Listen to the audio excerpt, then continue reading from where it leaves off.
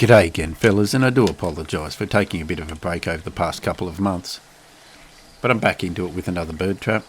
Now I have shown 2 bird traps previously on this channel, and this one is a variant of the same idea. In this case a mouse trap trigger will release a retaining rod, allowing the cage to fall, and then I'll make a larger spring loaded one and catch a few birds with that. But first up, what I'm going to do is show you how to attach birdseed onto an upright pin in order to bait the trap.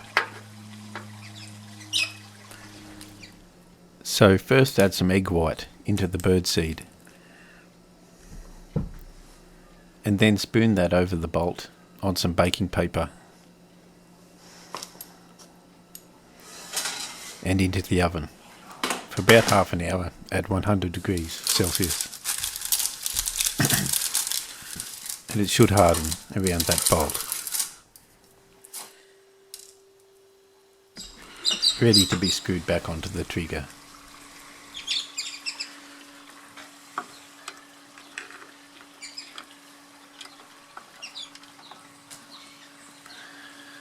So this is a smaller trap, and it was only really made for birds like sparrows, but it was always the pigeons that found their way into it first.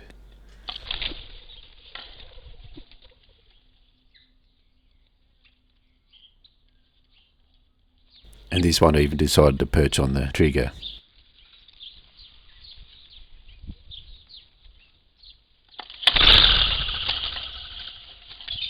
So their native end are released.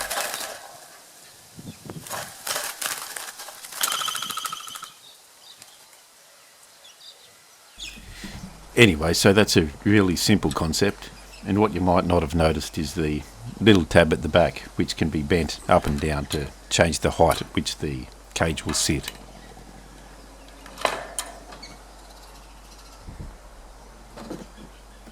So now that we've made a smaller working one, I'm going to go on and make a larger one with a couple modifications.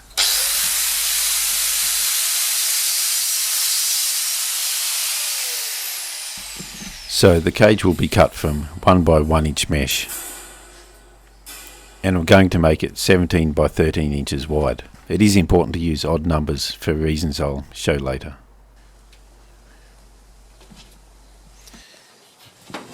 And at least for now I'm just going to hold the cage together with cable ties. And unlike the previous trap where I used a baited trigger, this time I'm going to use a thin piece of sheet metal and use it as a pressure plate to fire when they land on top of it. Now on top of that pressure plate I'm going to fit another piece of sheet metal for the retaining rod to hold onto. So you want this placed quite a bit forward of the fulcrum, so you gain the leverage to easily hold that heavier plate up. You also want it quite high, which will give it more travel, even on slight depressions of that plate.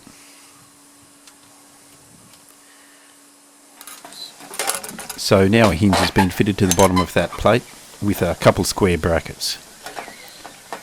Now what's important is to keep the fulcrum of the hinge as low down as possible, so you get more forward travel as it's depressed.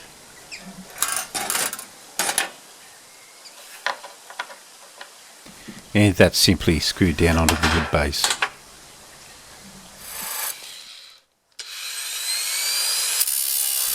And now's a good time to cut a section out of the centre rung of the top and fit a couple extension springs, which will close the trap when it's triggered. Okay, so now the final step is to fit the retaining rod, which I've notched at the end to hold onto that sheet metal. So that's just fitted with an eye bolt, which allows you to set it to the correct height quite easily. Now the trap can be set, and that's done by sliding that through the slit that you cut in the top of the cage. So mechanically it's the same as the previous trap, but this time it's been opened right up, so the bird doesn't have to go under anything or into anything, which some birds won't do, giving them a bit more confidence to trigger the trap. Anyway, I've cleaned up the trap, cut off a bit of excess wood and applied a bit of varnish to protect it while it's outside, and placed a handful of birdseed onto that pressure plate. So that's a peewee, which I didn't think would be attracted to seed since they're mainly insect eaters, but Unfortunately for him, he took the bait. More fortunately for him, he's a native and he's released.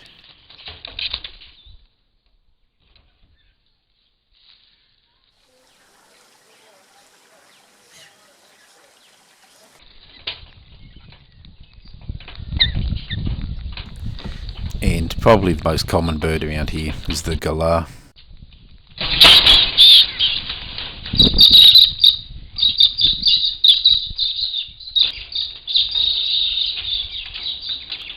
Which is also native and protected, at least here. Some places aren't protected, but here they are. So I've relocated the trap out into an area where the higher proportion of pest bird species are. And in this case, a Indian myna came along.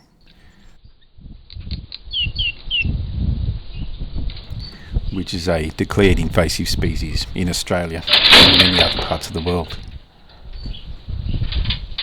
Not a particularly common bird here, maybe because they don't last too long.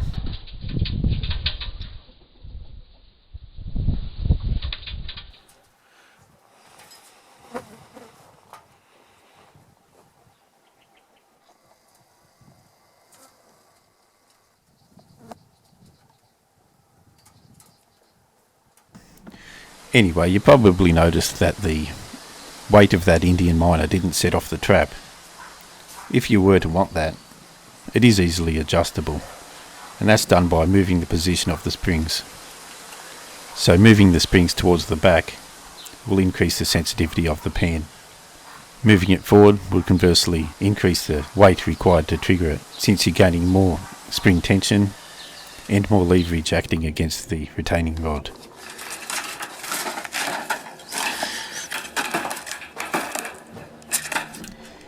Anyway, I think I've talked enough. Yeah.